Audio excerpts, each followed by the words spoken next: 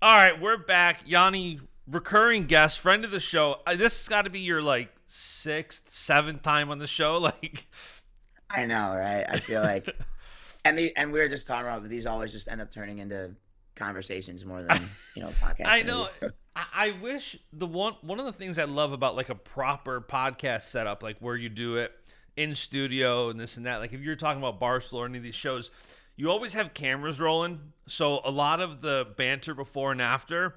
That's so good. So I'm like, we're talking about the travel, and I'm like, we need to just start recording because sometimes it's that small talk. Like we were talking about Vegas being a vortex where you're there and there's no time.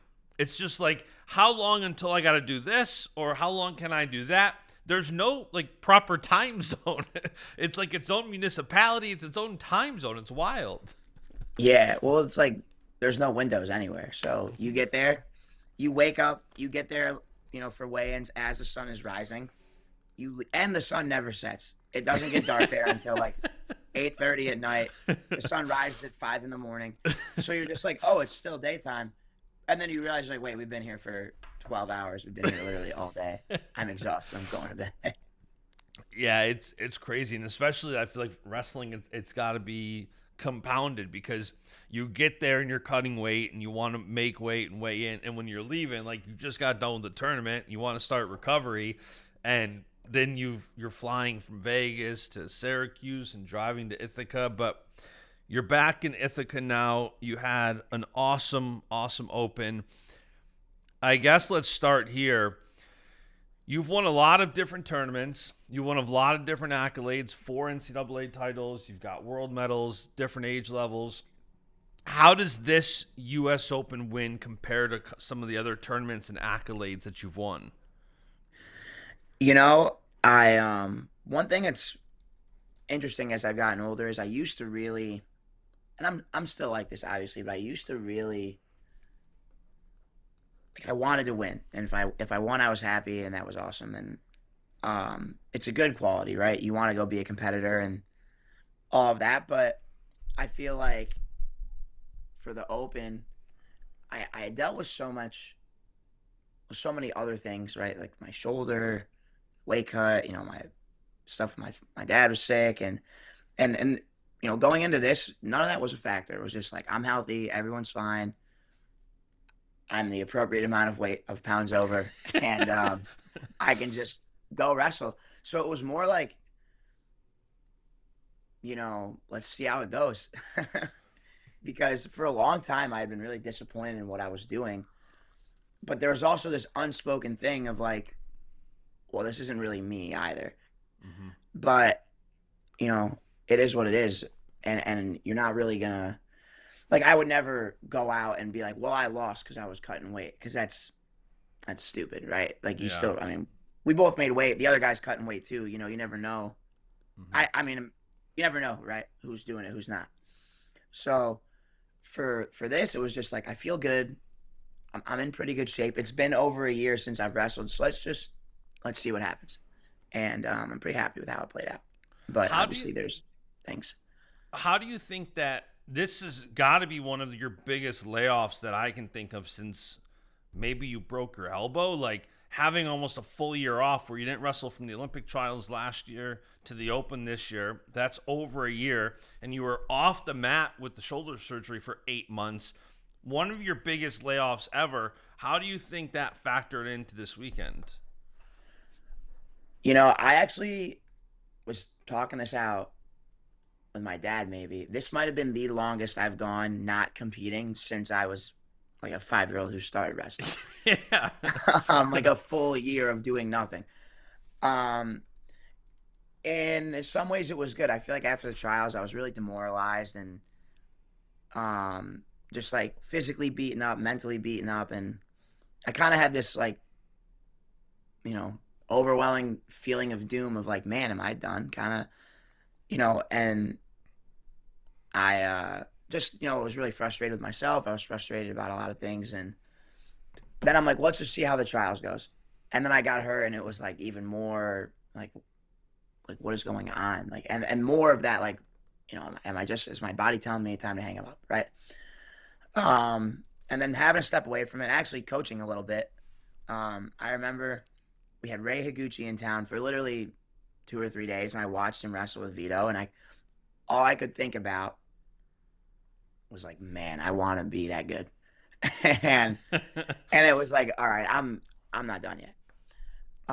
Which I remember Cornell telling, fans got to be going crazy thinking, wait a minute, what do you mean even thinking about being done? You're only 26 years old. Like, they got to be like, oh. yeah, but it's just, and it's not like I was even gonna do it, but it's just like, Yeah. it's this feeling of like, man, am I not like, I don't want to say falling off, but I feel like I was trending up. Am I not? And then I saw that and I was like, there is more. There's more in here, right? There's more in my head, more in my heart, more in my body. Um, and then once I was able to get on the mat, December, January time, it was like hit it hard. And, I never really looked back. And now that I got through this weekend, I feel like knock on wood, right? But I feel like I'm back moving up again. Yeah, and this is obviously a new chapter for you at 70 kilos. And we'll talk about the James Green match specifically. But when I think I had picked you to win, and somebody's like, my problem with picking Yianni is like some of these scrambles leave it open to the refs and this and that. And I said, my biggest thing about you going 70 kilos was I thought this was going to be where you could get to your offense and be more aggressive. And I'm not an analyst of wrestling. I'm just a fan and just, speak what I see. And it's like you could tell that weight cut, especially later in the matches, like you could see how sucked out you were. You could see that. And this, like, for me personally, to be selfish and make this podcast about me, it felt so good to be right when I'm like, Yanni's going to get to his offense. And you hit that 4 with James Green late in the match, and I'm like, there you go. I quote tweeted myself in seconds. It's not often I'm that right with calling something. But for you, how do you think the transition up to 70 kilos played in, both physically and strategically to this win? Yeah, I mean, I think if you see me, it's not like I look huge out there, but I'm the right size, right? I'm not getting overpowered. I actually do feel stronger than a lot of the guys out there, but the biggest thing was I actually feel like it was more in my preparation. Like I was able to train really, really hard. And then what's nice about being able to train hard when you're not cutting a lot of weight is like when you need a day off, you take a day off. It wasn't like, oh, well, I might shoot up. It was like, I'm 160, 162, and I take a day off and I'm 162. It's like, whatever. You're 8 over. No problem. So I was hitting it very hard, right? Really pushing myself in the room, pushing myself in the conditioning. And honestly getting back to a lot of the training I did when I was a little bit younger in college and not as worried about, the weight and the competition and stuff. So I feel like there's twofold of that, right? Physically, I have this base now, where we had been training really hard so much that I was going to be able to wrestle a lot harder than maybe in the past.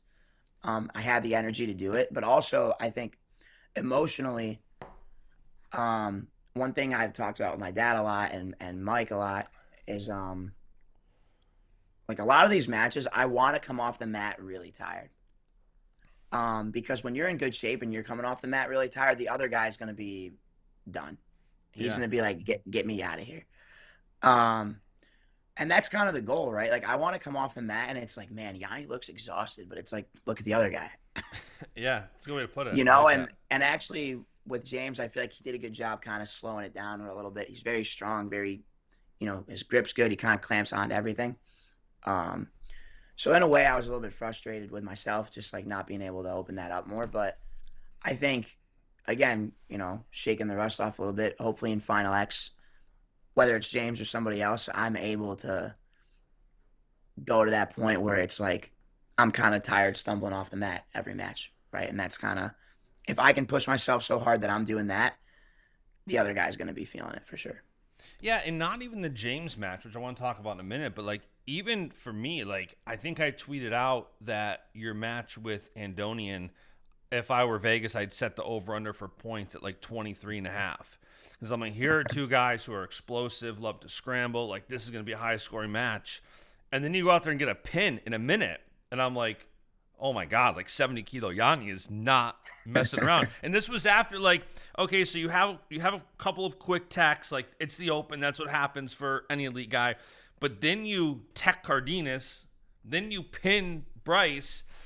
And I'm like, okay, he's feeling himself. Like I took the one picture. I can't remember if you posted or if it was a rotunda photo, but like you were so happy to be back. And I'm like, this is me. Like anytime I take something off the Traeger, like you could tell you were feeling it. How was it after those first couple of matches, like leading up to the green match where you tech Cardenas, you pin Bryce? Like I got to imagine that puts you in a good headspace for the finals match. Yeah, I was really happy. I was just really happy. I kind of said it earlier, but it had been frustrating, and there had been a lot of times where it was like whether even when I won, I was just like, it didn't feel right. But in these matches, it felt more like, hey, listen, I made this mistake. This is what I got to do to fix it. But I'm wrestling well, Mm-hmm. and now it's kind of just this is my baseline. I'm wrestling at my baseline, which is great. Now it's like Yeah. let's just keep making each match a little bit better. Um, and that's always how I wanted it to be, right? Go out, wrestle hard, attack the guy, start to finish, and then come off the mat, fix what you got to fix, on to the next one. Yeah. And just those early rounds, right? You're doing it, but it's like, well, let's see what happens when the rubber really hits the road, and then it did, and it Yeah. kind of continued for the most part to go that way, and that was exciting. And you have Green in the finals, who, an all time USA guy. I think he's what made the 70 kilo team every year since it's been a weight. And you have a pretty dominant win. I think you closed it out as we talked about, like as great as you can. What did you take away most from that match? Um, the big things that I kind of felt is leading up to that. Also, I hadn't really had anybody. Um, like this is gonna sound weird, but like defend what I was doing. It was like we were just. It kind of felt like we were just going out and wrestling, Yeah. right? And you can tell James. He knew where I wanted to go, and he's a smart guy, and we've wrestled. That was our fourth match we've wrestled, so he kind of knew where I was going. I knew where he was going, right? So it's not like one sided, but that was the first one where I felt like I really had to like use my hands, use my feet, and open the guy up as the match went. Um, and I think for me it was a really good experience because that is a match I can sit down and really take the time to look at and be like, all right, here's where I got slowed down. Here's where I did score. So it's like, how can we get back to those positions? How can we avoid these ones? Or how do we beat these positions where I can't move my hands, move my feet, and tee off on this guy? Um, so I think for me, it was a really good learning experience. James at 70 is, he's very, very good. I think he's been in contention for a medal pretty much every year he's been on the team. So I think he's a good guy that I'm gonna have to compete with and beat. Like if I can consistently take that spot from him, I think that's a good sign for me. But also it's good because it's gonna force me to continue to adapt and build. Yeah, I mean, Willie and I talked about it in the U.S. Open recap show where we're like, we love when we see these stronger weights, not just because of who's on the team, but iron sharpening iron. And when you have a weaker weight, you're not being tested. And like you're saying, there's different elements to it. And for Green, I got to imagine as of now, he's a clear favorite to win the World Team Trials Challenge Tournament. I don't know who's going to enter. Registration isn't even open for a couple of days, but assume it's likely going to be Green at Final X. How do you look at it from a standpoint of, okay, you just wrestled one match, now you have to wrestle potentially him in a best of three series? And do you think the best of three series favors you more than whether it's him or any opponent? Do you think that situation favors you more?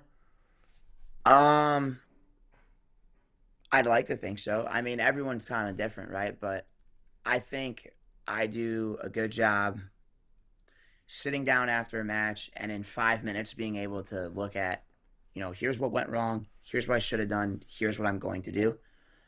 Um, and I think that helps me. I think a lot of guys, and this isn't really a knock on other people, but I think a lot of guys do a good job in their preparation, in their training camp, kind of creating a game plan around a guy.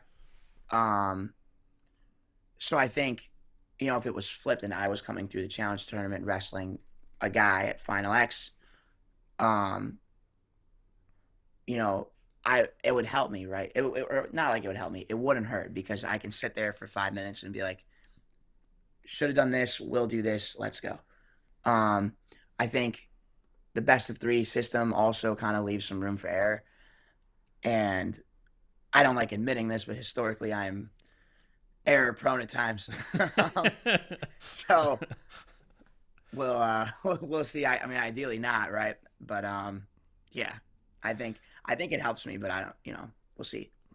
Yeah, it's always interesting because like there are some weights where I think 70 looks like it's going to be a rematch, 74 looks like it's going to be a rematch. There are some weights where it's like you kind of have a You're gonna wrestle three clear times. favorite, and it's funny too because for you are a true study the sport kind of guy, and I was laughing because I'm thinking about it's like as good as Green is, and even being in contention for a medal, you still have to level up even past that. Let's say you beat Green at Final X. Green, I think he lost in the round of 16 last year at the World Championships. Like, the world's only getting better and better in wrestling. And, I was thinking about, I went back and watched the finals match this morning of 70 kilos. And I was laughing at, I'm like, okay, let me make sure I get their names right. Kapanov and Ogawa, I think. And I'm like, I should really just text Yianni how to say this because he knows every foreigner's name the correct way. It's like you or Jason Bryant. But I was cracking up. So I'm like, I'm sure he's already studied them. I'm sure he knows their names to a T. But my point being, how much of the prep moving forward is Final X and James Green versus knowing that James Green is a step to where you want to go, but there's another level or two to not only be a medalist, but I know you want that world gold, and those guys are kind of based on last year's World Championships, another level up from James. Yeah, I mean, so in the past, right, I've played this game of preparing for the guys in the world and then losing to an American who is preparing for me. So I need to find that middle ground, right? Of yes, I am thinking about the world, but also it's like let's look at what this guy's going to do. So I think kind of the way I've learned to do it is let's look at my matches, right? Let's sit there and watch, I think I wrestled 5 matches at the Open, and let's build a game plan against me. So let's pretend we're watching me, and it's like, okay, well, let's control this hand and circle left. It's like let's say that's what we would do if I was wrestling myself. Well, what would be my response to that? Right, Yeah, where I it's like like that. I'm thinking a step ahead, because the foreigners, they don't get a lot of credit for it, but they know what they're doing, and they're watching us wrestle, and they're coming up with game plans. I mean, when Jordan was kind of dominating at 74, every guy in the world started putting a hand on the mat and getting real bent over. Yep. And then when Kyle started kind of dominating the weight, every single guy got good at beating chest wrap. Mm-hmm. So they know what they're doing, right? And you can see it's a direct response to what the American rep is doing if the American rep is that good, right? And I'm not saying I'm that good, but somebody's going to have a plan to beat me. So why don't we just figure out what that plan is and learn how to make myself kind of bulletproof? You're Then, jumping in line in front of the opponent. I like that. well, it's like, oh, my me and my dad make the joke from the movie Princess Bride, but it's like I too am left-handed. Yeah, and it's funny because I was thinking about even like that question. I'm like, I remember vividly you coming on here after I can't remember what year it was, maybe 23, when you lost to Gomez because you were thinking about Amuzad, and you're like, I gotta stop doing that. And I'm thinking about this. I'm like, I'm wondering what that balance is now of knowing that you have to beat levels, but you also have to beat Green or anybody else who comes in at 70 kilos. And I'm like, man, it's cool to watch you evolve. And it's interesting, too, because you talk about, that might be the title of the show. Yianni was wondering if it was time to be done. And it's crazy because my guy Bashada, somebody was like, I can't remember what they were saying, maybe picking somebody at the weight, this and that, and they were saying something about you. And Don's like, I think people forget sometimes that Yanni's only 26, and Dake and Taylor, these guys didn't even make their first world team until 27. So it's crazy because on one side you're thinking man, am I done? Not that you're actually done, but wondering if that's your path. And then on the flip side of that is knowing that guys who have had Dake and Taylor are going down as all-time legends, and you already have more success than they had at this age. So it's do you feel like you're kind of still young and in that frame of hey, I could go 2 more quads easy based on nothing, if nothing else, but like an age factor. The age thing gets brought up, right? Because you see some guys who are, like you see with the Japanese wrestlers, they'll win the Olympics and be like, you know what? And they'll vanish, right? They'll be these incredible guys. They'll be 25, 26 years old, and then they're out. Mm-hmm. Otaguro just retired. He's 26. And he's legendary, Olympic gold medalist, world champ, world medals, all these things, right? And then you'll see a guy like Kyle, who I think is like 33.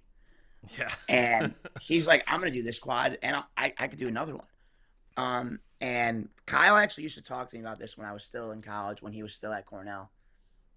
You kind of want to go until you're ready to be done, right? And that number is not really an age; it's kind of just a headspace. And even like Kellen brought it up, Kellen Russell, coach at Cornell. When he was at Michigan, he kind of knew it was time because he's like, I started to care more about the other guys' results than my own, and that's when I knew, like, all right, maybe I should just focus on them then. Yeah. And I think for me, like I think about that workout with Higuchi where I'm like, man, I want that so bad, and it's like, well, you can't be done yet. Right. You can't be watching someone wrestle, Vito, and again, right, talking about the example Kellen gave, I'm thinking about how I can wrestle like that or wrestle better than that, not like how can Vito wrestle better than that. Yeah. But that's not to say I'm not going to help him. Obviously, like I want to help however I can, and that's kind of that like RTC gap year coach role I've been put in. But for me, it's kind of just like when I feel like I don't care, I feel content, I feel like what I've done is good. That's kind of when I'm, maybe you start to really think about it. It's crazy too because like, last night I had Jax Forrest on, and it's kind of crazy. For a while I stayed away from having the younger guys in the podcast because sometimes when you're 18, 19 years old, you're just not really prepared to do an interview or a conversation like this. You almost answer questions more homework style. And lately, these groups of kids coming in are mature beyond their age. And it's like Bo Bassett, Jax Forrest. These guys are able to have amazing conversations, give insight, pour value into younger wrestlers, and even wrestlers that may be older than them. And it's crazy because this weekend we saw, Forrest and Blaze, Davino, all these younger guys. Does that side of it make you feel older yet? Like seeing these 18, 19, 20-year-olds having the success? Because like I feel like wrestling is for every, hey, but David Taylor, Kyle Dake didn't make their first world team till 27, whatever. You also have the flip side of that, which is you're on the older side now, these young cats coming in. It is a funny spot. The one that always gets me is PJ Duke. Yeah. And it's even better because me and PJ or like we're the same weight class, Yeah. and I'll always see like PJ's coming for Yianni. He's gonna take him out, and he's very good. It's not like I'm laughing because they think he's gonna beat me, but it's like I remember when PJ was like 7 at the New York State tournament. He came out and he wrestled for this kids club. I think they're a different name now, but they used to be called Iowa Style.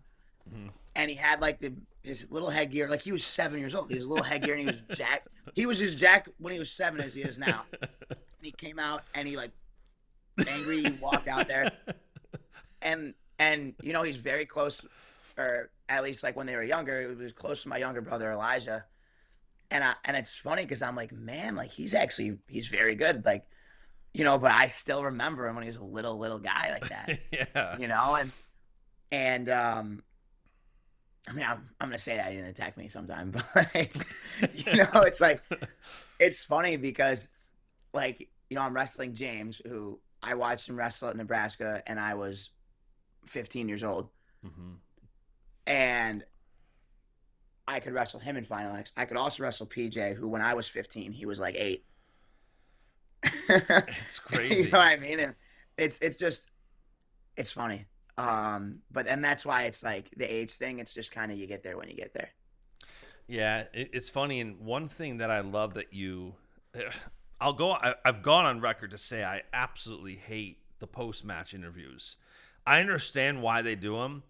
It's just, number one, the wrestlers are like half the time they're so out of breath that they're not even thinking. They just want to get done with it. And then you have, I usually always watch the whoever's coming on, I'll watch their last like years from the Open, Jacks from the Open, just to see kind of what you guys are saying. And there's all this arena background noise, like you're being interviewed and they're announcing Messenbrink on the loudspeaker, and it's always funny. But there are some golden nuggets usually in there because I'm always interested to see like what's the first thing on your brain after you win, because you do exactly what I love. Like you kind of took control of it, and what you wanted to talk about was the inspiration you found in coaching the young guys. Like you kind of basically cut them off. Like I got to thank these younger guys.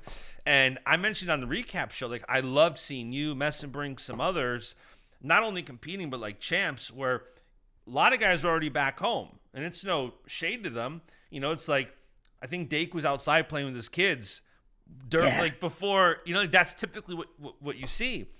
But guys like you, Messenbrink, and others sticking around and coaching, I love that. And you were in Anthony Knox corner. So talk to me about that inspiration that you've been finding in the younger guys.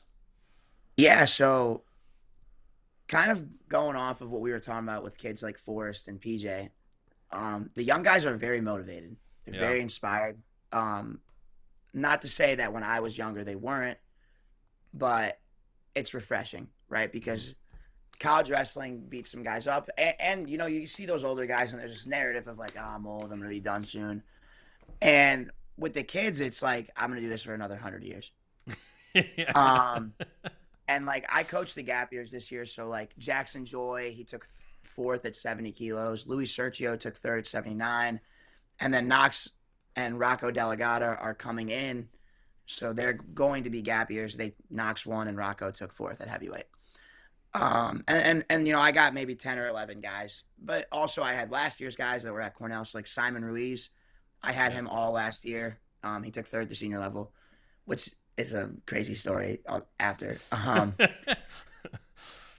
But we I guess just with those guys, they're so motivated, and you know I don't want to make it about me, but like Jackson used to tell me how like he watched my NCAA finals match. I think he was in like sixth grade, my That's first crazy. NCAA finals, and like I remember being a little sixth grader and thinking these guys were like Supermen. You Mhm. know what I mean? And I don't look like Superman, but like I thought it was so cool, you know, and now that they're here, um, it's kind of like it's a cliche, you know, but I am the old guy around. You know, it's me and Yeah. McFadden. Me and McFadden are the oldest, and Vito, who's a couple months younger than me, are the three oldest guys in the room competing.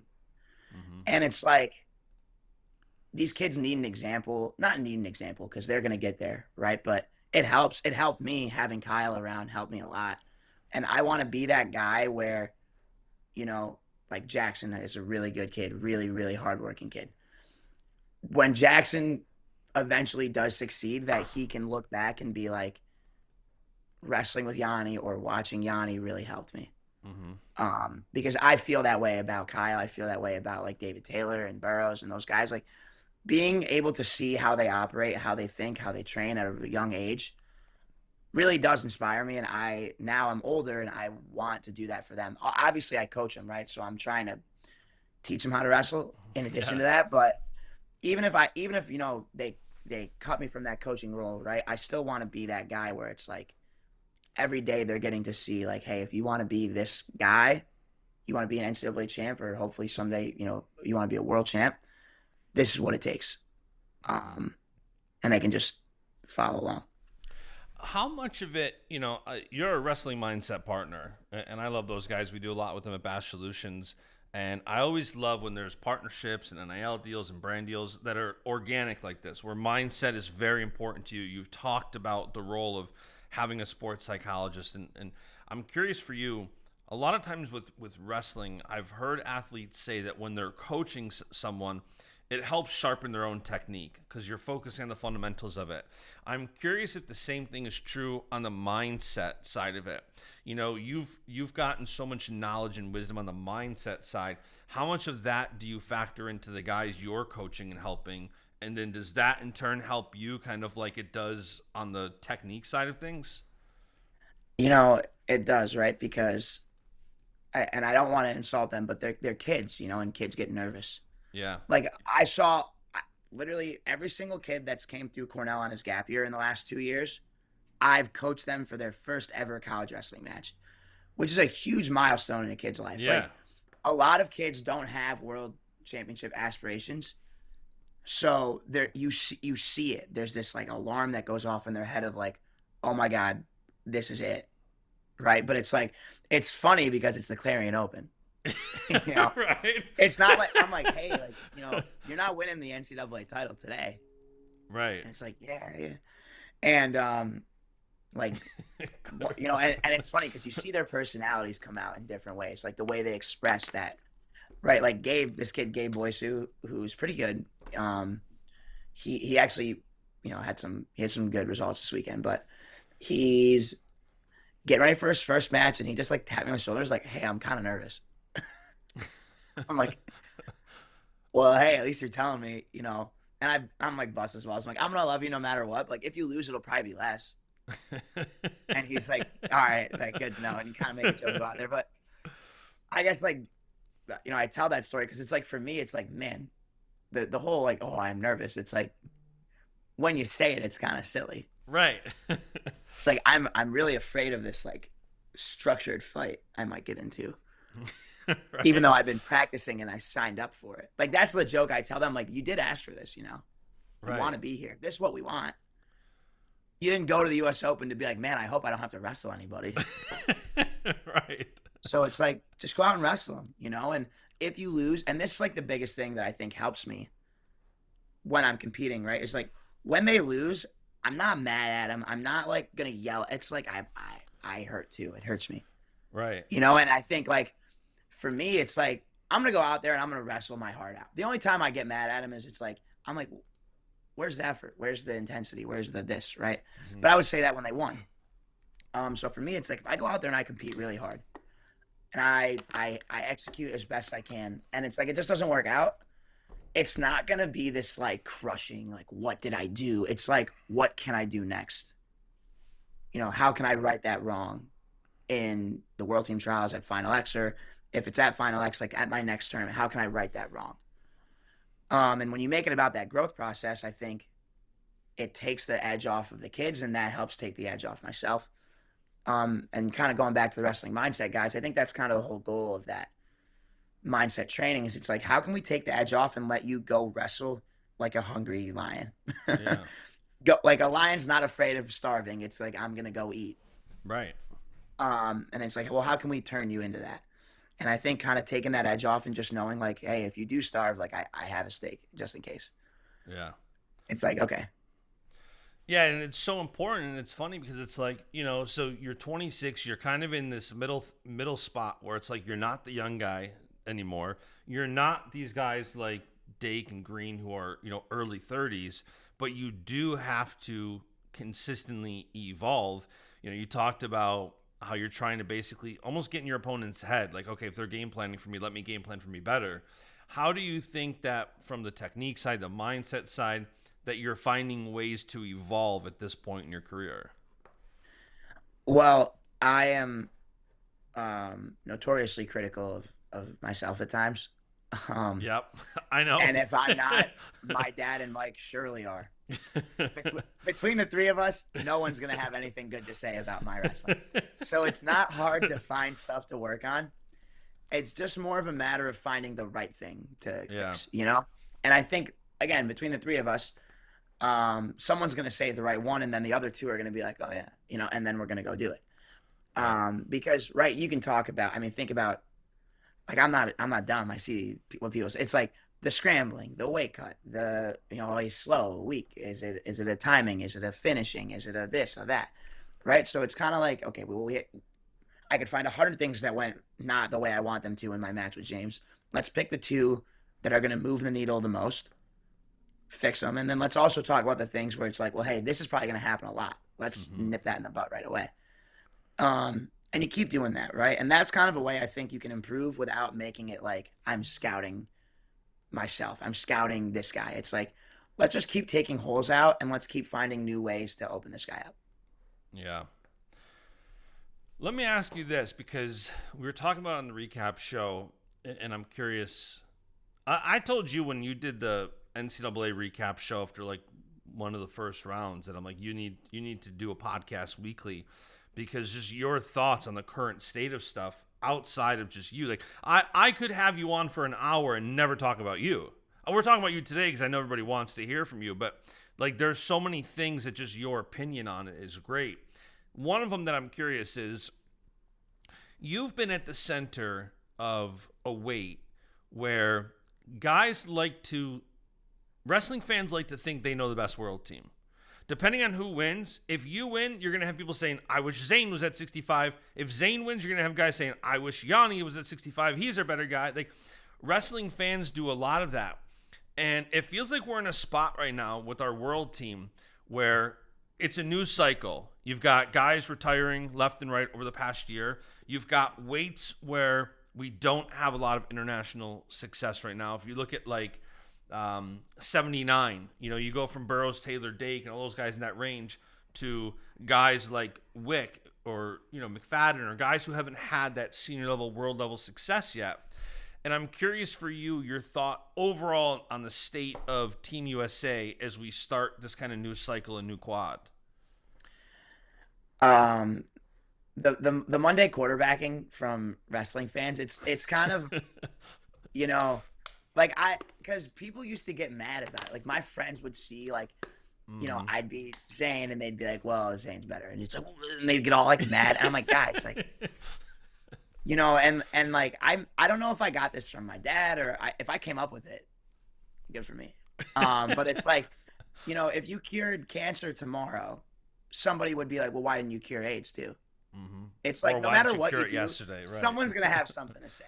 Yeah. So if you did the right thing, just don't worry about it. But I think with our team, like the 24 cycle was a short cycle, and I think that inspired a lot of guys to stick it out that otherwise would have just hung them up. Yep.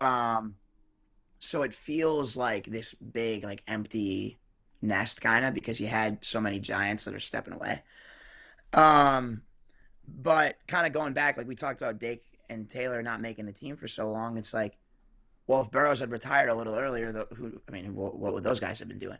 Right. So I think now is kind of that opportunity where you see, two sides of it, right? You see, like, okay, David Taylor stepping away.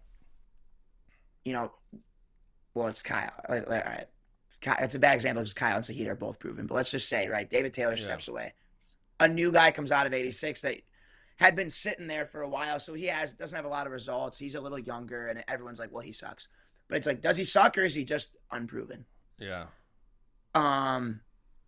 And that's kind of where I think a lot of our guys are at, and I'm probably a little bit in this category where it's like, well, okay, this guy he's not a world champ. Is that because he's not good enough, or is that because he was sitting behind another world champ?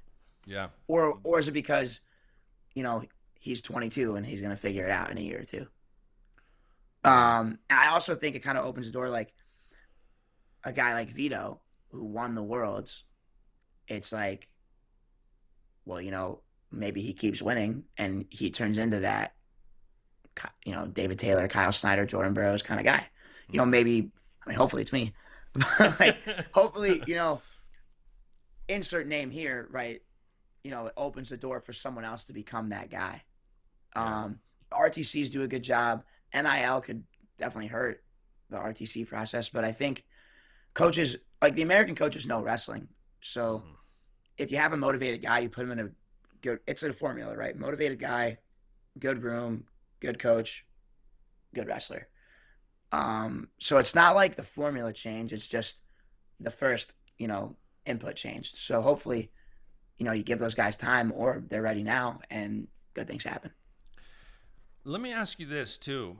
One thing that I thought about just after we did that recap show was I wonder how much the weights that maybe seem lighter than they would, like 57 kilos seemed really light this year. Like Lilidal was pretty much untested through the whole tournament. And if you ask, I put out like, okay, what do you guys think of Spencer versus Lilidal? And everybody's like, Spencer Tech. Like I saw so many funny things about that. There's like, it's crazy how like Luke was untested, and yet here the public perception is like he's going to get destroyed by Spencer. And it's crazy because like Willie and I were talking about the lack of depth at some weights, and it's like How much of that do you think in this quad we're going to see as a result of guys starting to wrestle for other countries more and more? Like, one example is Roman Bravo Young. If he was trying to make the USA team and he was at the Open, well, that makes 57 kilos a lot more interesting. You throw RBY in that bracket. Maybe you have a Lilladal versus RBY match in the finals.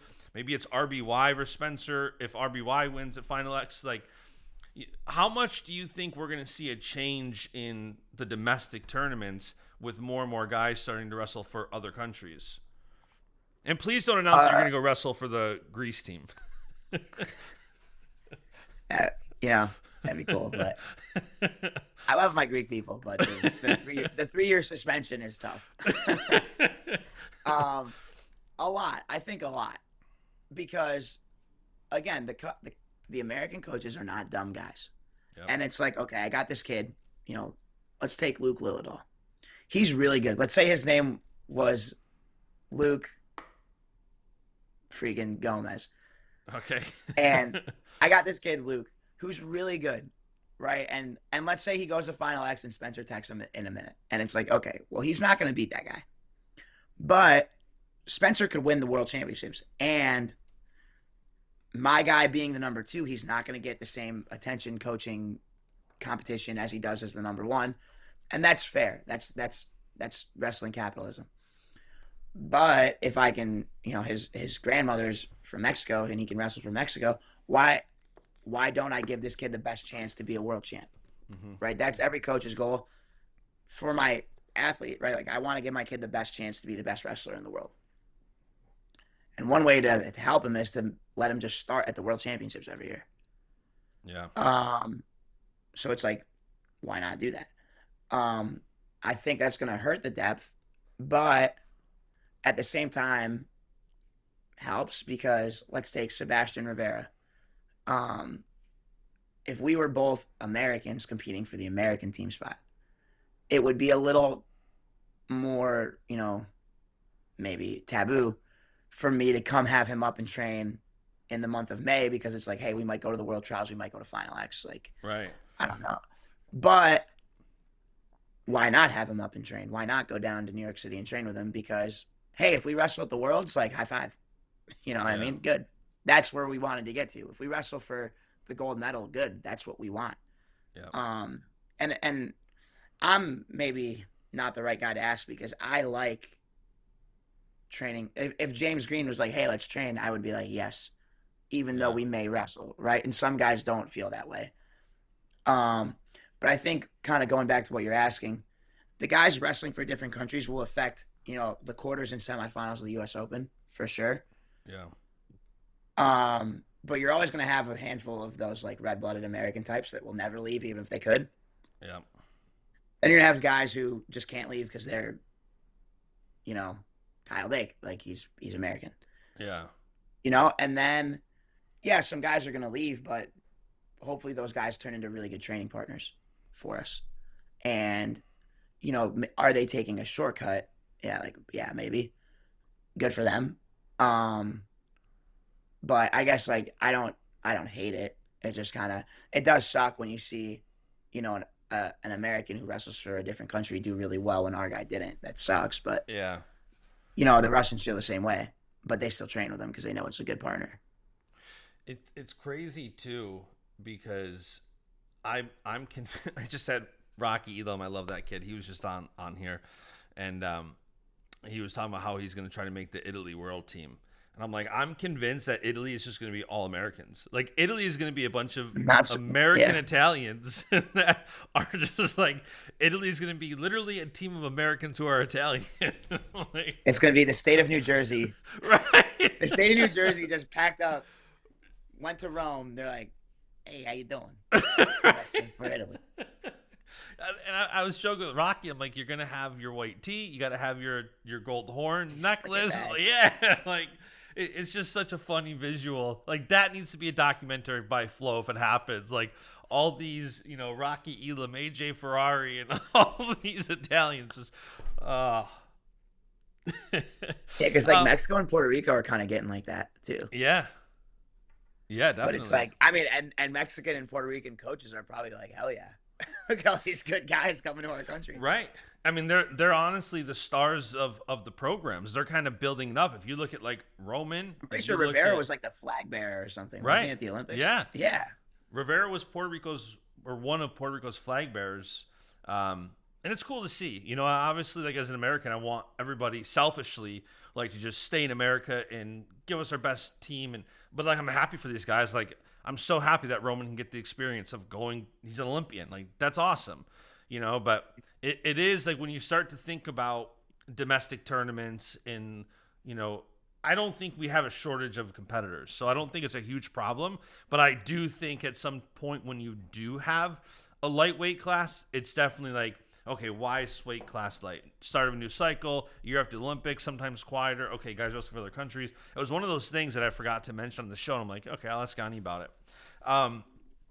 Another question based on something you just said, which was there's a lot of concern, and I think rightfully so, that NIL will take away from RTC money.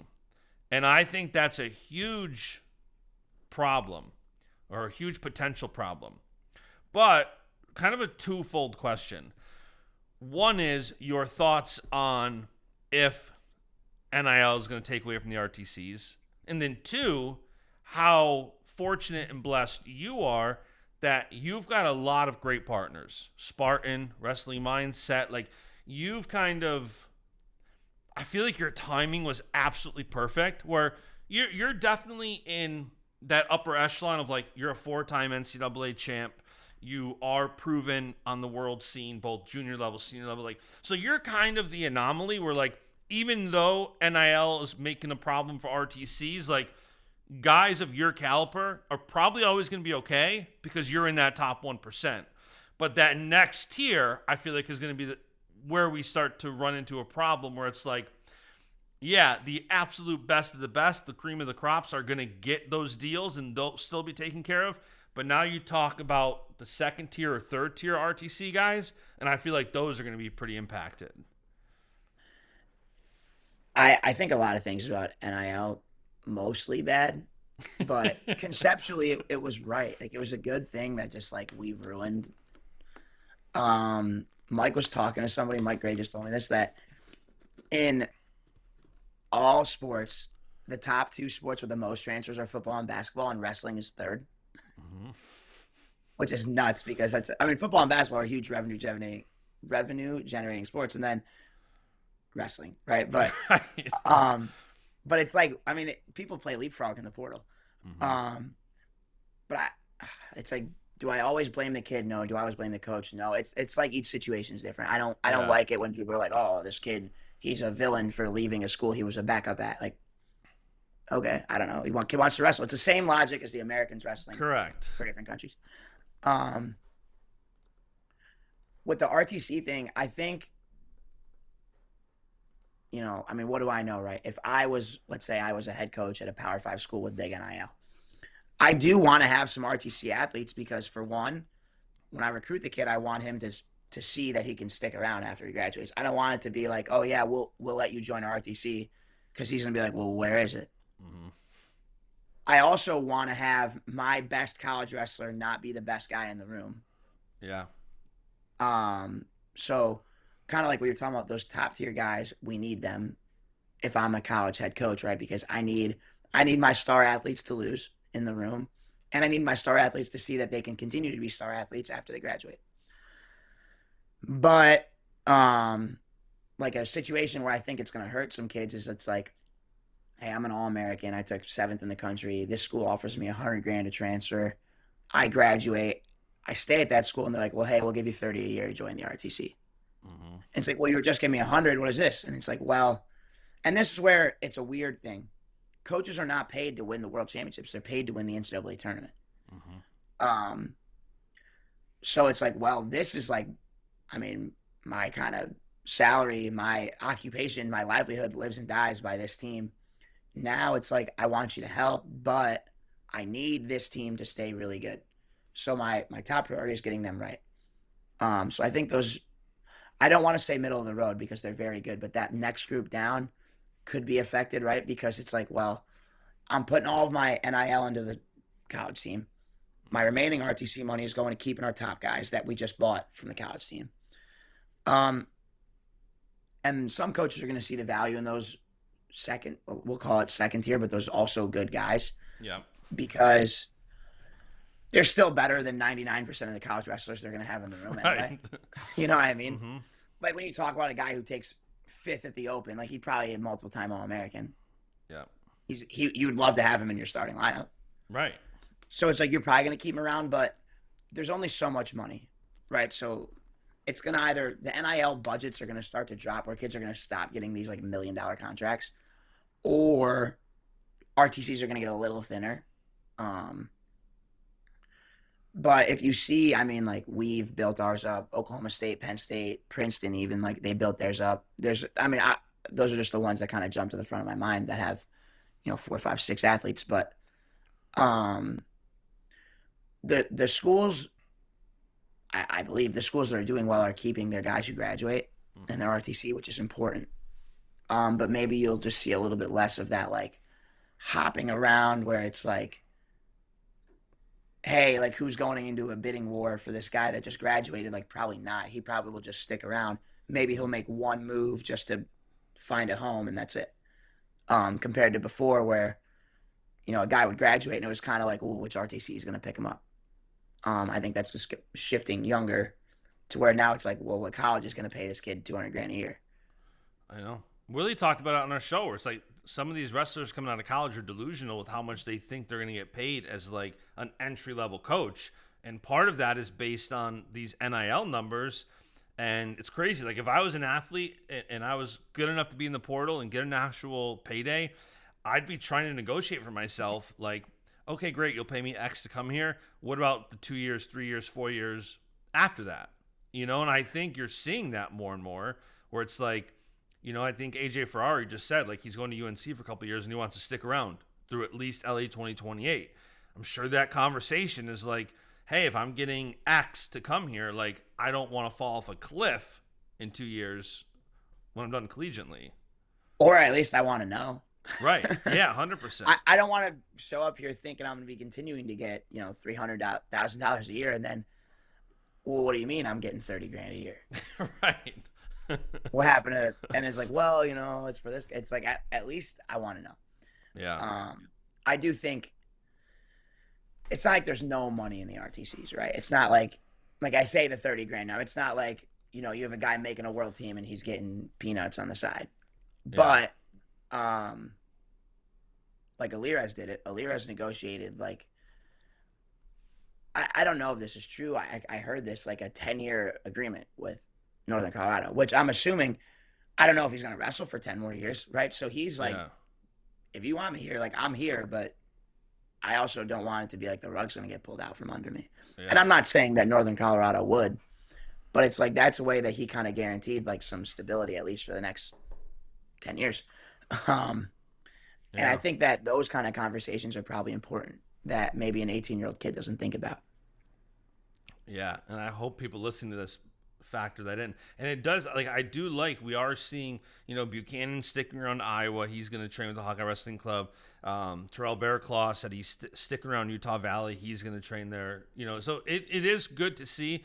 I think these first couple of years, you saw more kids, like, you saw Soriano come to Michigan for a year, and then he was gone. And you see it, with other schools, too, where you see some of these bigger guys coming in for a year or two, and then, and like you said, I think, like, Real Woods left Iowa to go back home to Michigan where, he grew up as East style and all that. Like, okay, now Cliff Keen's a natural fit for him. He'll probably stay there for a while. So I do think, like you said, like you might see a move to kind of get into a new home, but that's different than, the pattern of jumping around. And I think, like you said, Oklahoma State, I mean, look at how much David Taylor put effort into building that up with getting McKenna, getting Roman Bravo Young, getting Zahid, like getting these guys there so that he knows, like David knows the impact that's had at Penn State on the recruits, on the college guys. And that was one of his first focuses with Oklahoma State was like bringing these guys in. And even when I had Jax on last night, he was saying the importance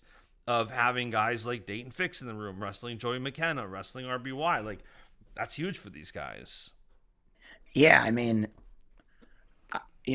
even in my experience, right? Like I keep talking about it, but you never want to be, I mean, not never, right? But you don't want to always be the best guy in the room. Yeah. And I think the RTCs are a way where I can have this like superstar college wrestler that loses still. Hmm. And I think kids are attracted. Like, no one's dumb, right? There's not dumb people, right? So they see, hey, this guy is really good. He probably trains like, you know, if here's a good example. You see, like Dave McFadden got the job at Cornell. He's RTC athlete and coach. And then Simon Yep. Ruiz went from like very good to top 3 in the country. People are going to be like, huh, I wonder if he wrestles with Dave. It's like, yeah, probably, dude. Yeah, probably. Right. Foka did an All American and then he took fifth. Yeah, he probably wrestles with Dave and Scotty, Yeah, right. But you have that. Same with like, I help Meyer and Cornella. Like, it's not hard to notice. So I think as a coach, you need those guys. But you also, selfishly, it's nice because they need me to be good because it's like, well, hey, if Meyer keeps getting better, you got to keep beating him. Right. 100%. Do you want, as I would say, you're maybe the most decorated guy, best wrestler in the Cornell room. Do you want guys like Meyer to kind of pass you up so that you're not the top dog in the room? Like, no, but it's probably good. I'm never gonna really admit like, hey, I really hope this guy can start beating me. But Not at the same weight, maybe, but but that wrestling capitalism is good. Like, yeah. I need. Here's a good example. There's some days where I come in and I really get Meyer. There are some days where I come in and he gets me. I need that. So I have the same thing with McFadden. I got the same thing with Julian and Simon. You know, you got to have a day where like, hey, if I'm not on, like this guy's gonna get me. Hmm. Because that, for one, it checks you, make sure that you are on, or when you're not, at least you know. But it also exposes your weaknesses. So yeah, selfishly, it's in my best interest to get Meyer better. It's Hmm. in my best interest to get Vince Cornella and Julian Ramirez better. Or now these young guys like Jackson Joy and Louis Sergio, because they're my size.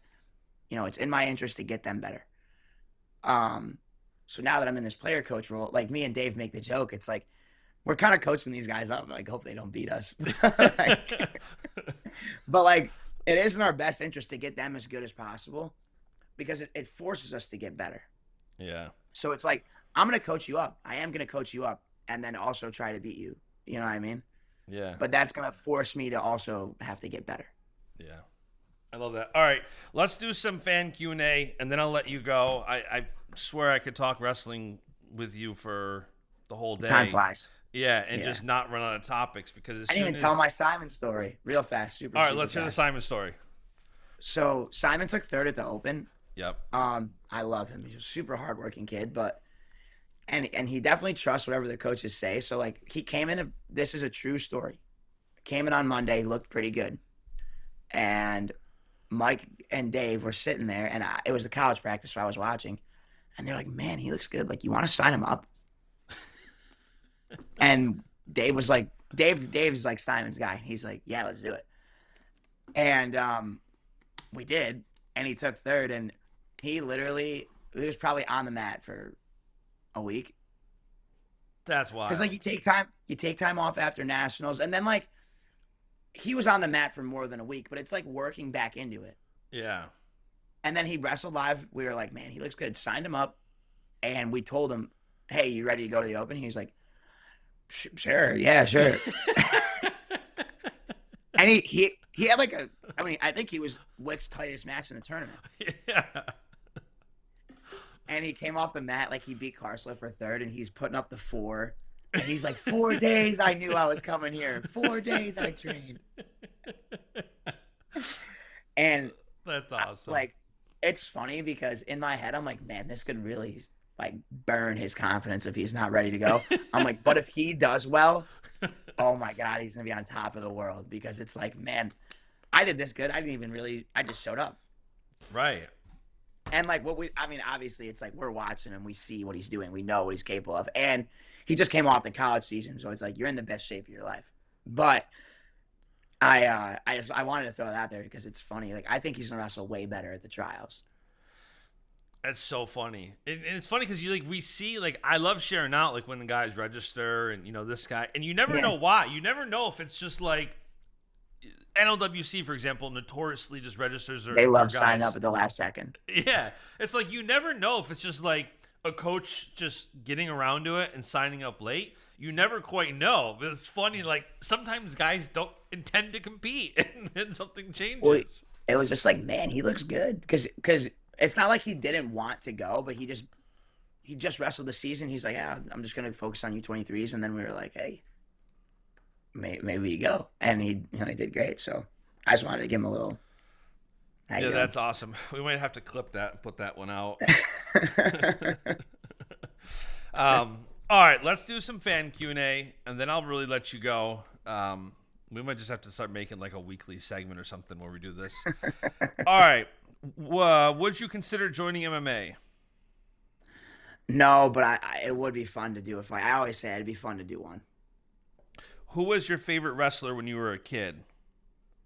Buvashar Satiev. R.I.P. R.I.P. What weight will Yianni go for the Olympics in 2028? That's 2028 Yanni's problem.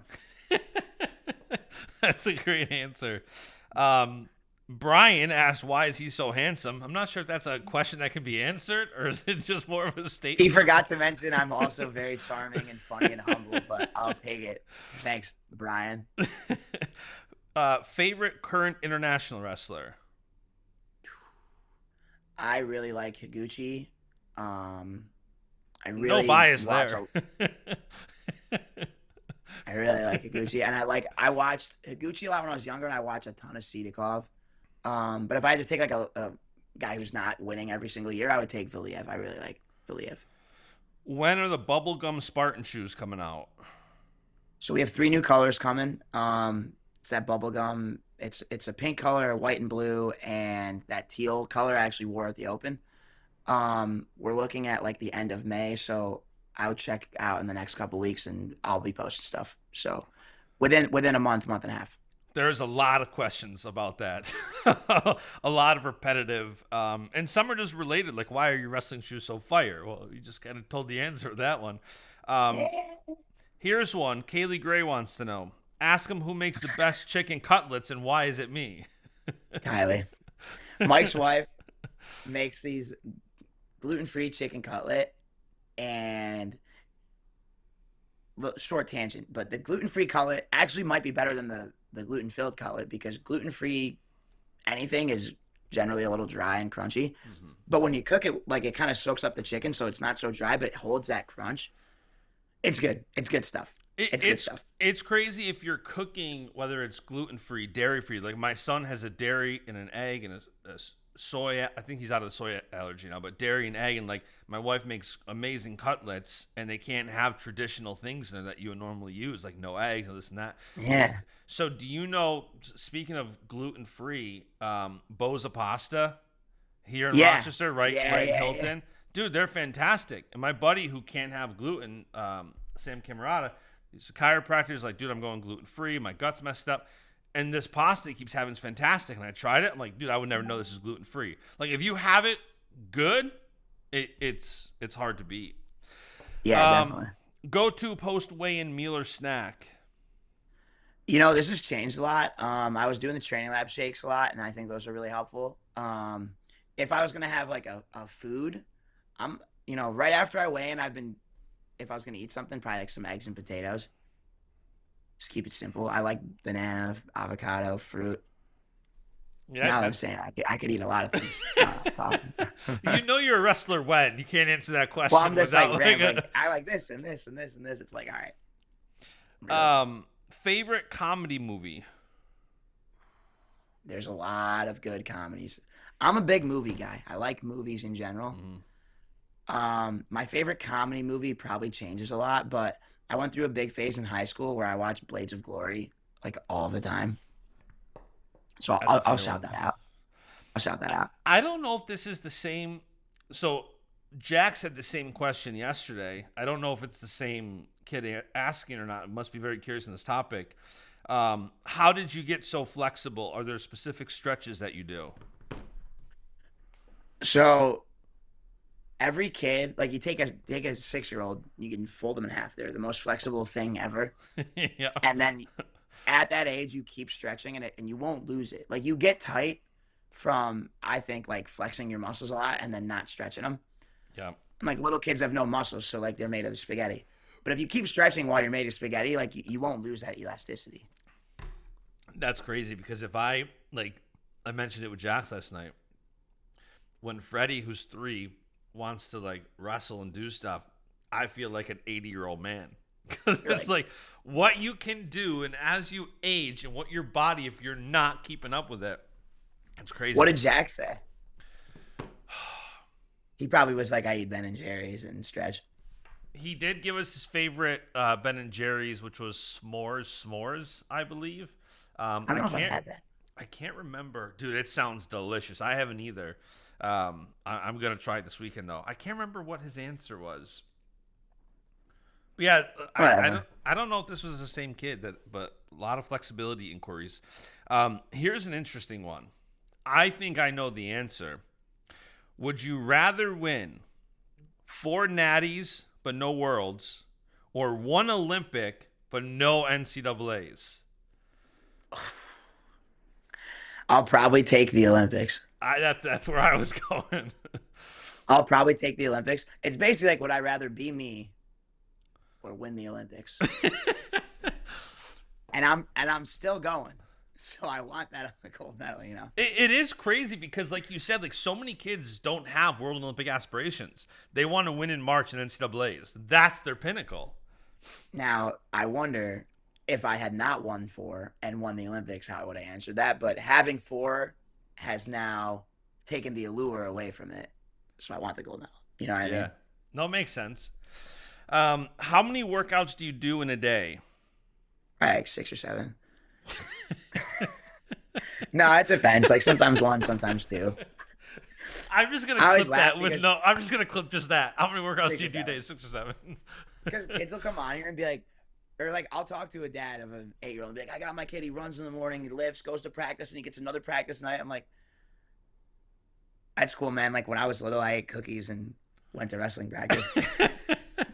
I was I was picking my nose in the corner, but like that's awesome. Yeah, it's crazy. Even like it's so different. I feel like where it's like even like Jax was saying that one of his favorite like post weigh-in snacks is like going to Starbucks. And it's like 10 years ago that wasn't really a thing. Where like high schoolers Yeah. are going to Starbucks and getting egg bites and this and that. It's a crazy sign of the times. All right, 2 more. One, how often is someone like Anthony Knox in the room right now? So Knox, the school he goes to, SJV, is like partially remote. So he's actually like in Ithaca. That's awesome. He trains at RTC practice. So he's really good. Like I mean, Knox gets a lot of heat. I see why. It's not like I'm dumb, but from what I how I know him and his family are very respectful people. Yeah. And he's really motivated. Like he's like a goofy kid, kind of silly kid, but like he lives it. He lives that lifestyle really tight. Yeah. It, Um, it, it is funny because the expectations you do what he did. What, only the 5th person ever, I think, to win 4 state titles in Jersey, like something crazy like that. And then yeah, the expectation is like, oh, 4-time NCAA, and it's like I got into it there's with so much pressure, I know. you Well, know. shout out Don Bashada because Nick Costco, who does a lot of stuff in Jersey on the mic and Rutgers, he was saying like he has the potential to be the next 4-timer or something like that. And Don's like, you can't say somebody has the potential to be a 4-timer until they win their first one. And then they're on 4-timer watch. And I was like, kind of like, I understood what Nick was saying, which is like, this kid has a potential. But then Don, maybe it's the lawyer in him, like he puts, You got to puts do it once, you know. yeah, like it makes sense. Like somebody cannot be on 4-timer watch until they win their first one. It makes sense. I think I'm officially bought into that philosophy.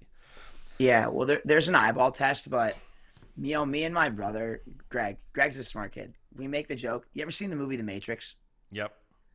So there's a scene with Keanu Reeves. He has to like jump from one skyscraper to the other, and they're like, well, if you make this jump, you're the one. And he's like, okay. And he falls, and they have to like break the simulation.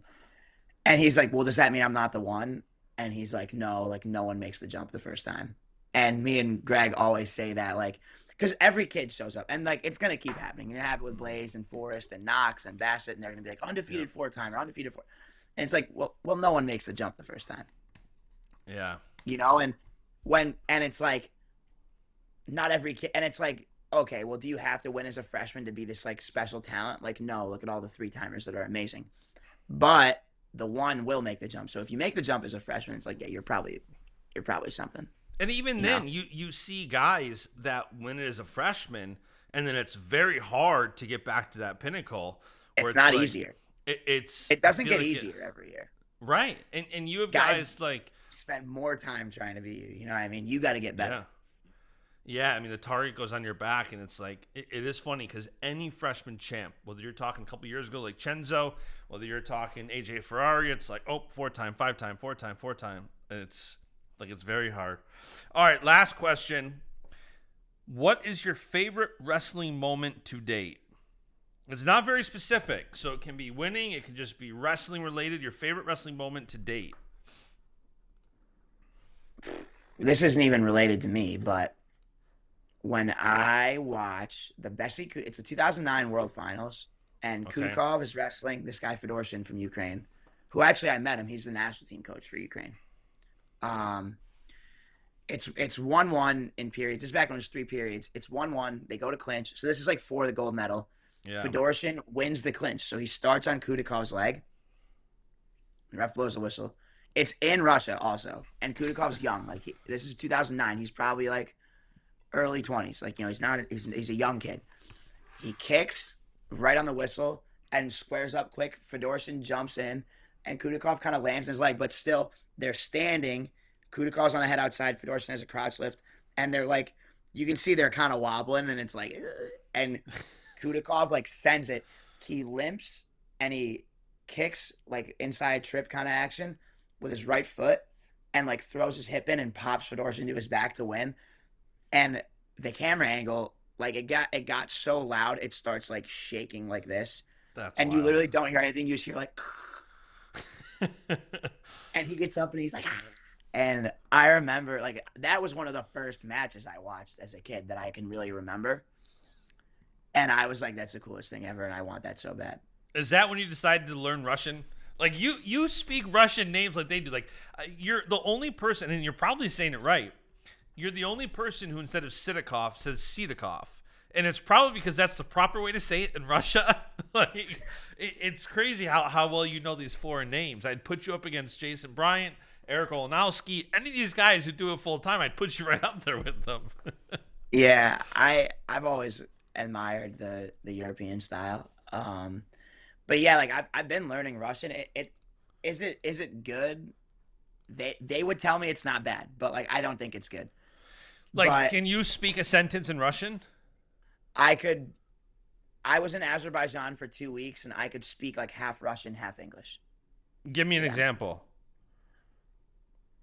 Um, like I could be like, "Когда тренировка" is like when is practice, or like where is practice? Where is I practice? can't Or wait like, to just clip those 4 seconds. or like I like I remember the best one was um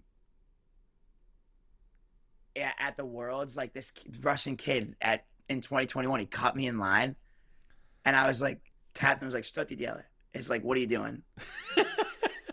And he kind of turned around, like made a face at me, and was like, shook my hand, and then he let me go in front of him. And it's bad. It's bad Russian. It's not good Russian. But it's enough that they know what I'm saying, and I think they Yeah. appreciate that I'm trying. But like, you're gonna post this, and some kids will be like, oh, this Russian sucks, and an idiot. Like, it's like I know it sucks, but like, for me, it's good, and I'm pretty good. Where like I can read it, and I can make out some sentences, so like That's it's getting better. crazy. I think I need to clip like both of them back to back. Like, what are you doing? What time is practice? It's just because even if nothing else, forget how proper or improper it is. The visual is so funny. Just the visual Yeah. of like the optics of appearing to be fluent in Russia show your passion for the sport internationally, which is crazy. Well, If it's like the universal language because like everyone generally speaks a little English or yeah, or a little Russian because the only guys who don't really fit into that are the East Asians, but like the Japanese wrestlers, like their English has actually been really impressive. yeah. But some of those Russian guys, like they don't know a lot. So between my English and their Russian, we can kind of talk to each other. The Japanese wrestlers too. I don't know if it's just because they have great personalities, but the way they say certain things is so funny. Like So Ono, animated. yeah, Ono. His interview when he was on FRL was hilarious, and it's like it's a combination of like their personalities and then just like watching them kind of translate it in their head in real time and the way it comes out. And again, so many of those Japanese wrestlers have such funny and great personalities. Like, it is one of those things where like I want to have Ono on here because he's so funny and like you don't know sometimes if when he starts saying something if it's just like a translation barrier or if he's trying to say that like when on FRL Piles asks him what weight he's gonna go for Penn State and he's like when I talk to coach 125 133 141, 149, 157, and he just keeps going. It's like, you don't know like if he misheard the question or something. It's absolutely hilarious. I haven't talked to Higuchi, but I've heard he's a great guy too. Yeah, yeah. We've had Higuchi and Takatani in town, and they're awesome. It's funny too because like the Russians are these very stoic, like they don't really get overly happy or mad or sad. They're just kind of neutral right there. Yeah. And then the Japanese guys, like I took Higuchi to Five Guys when he was here, and he was like, "Wow!" Like he was, I've had a Five Guys burger, like it's good, but he's doing it, and I think it's their way. Like they're very expressive. You know what I Yeah. mean? Overly expressive, but it does make everything like they do a great job of just enjoying everything. Yeah. Everything they do, like you can tell everything they do is like this is so cool. Yeah. No, they're awesome.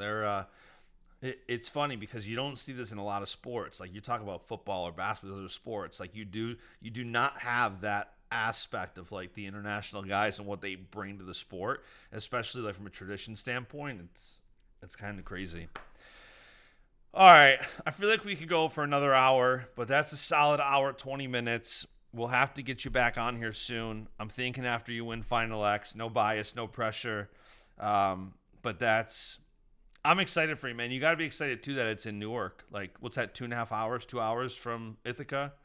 Yeah, it's like 2.5, and it's nice. I mean, I feel like we have so many New Jersey guys on staff. I feel like an honorary New Jersey guy as well, Yeah. and it does kind of feel like a home duel at times. It's cool when it's Yeah. over there. I love it in Newark. I don't think Newark is the best city, but I do love that Rochester to Newark is a 45-minute flight. I don't even have to drive. Yeah, Just right like there. hop on a quick 45-minute flight and then probably 6 a.m. flight in and maybe a midnight flight out like I did last time. But all right, man.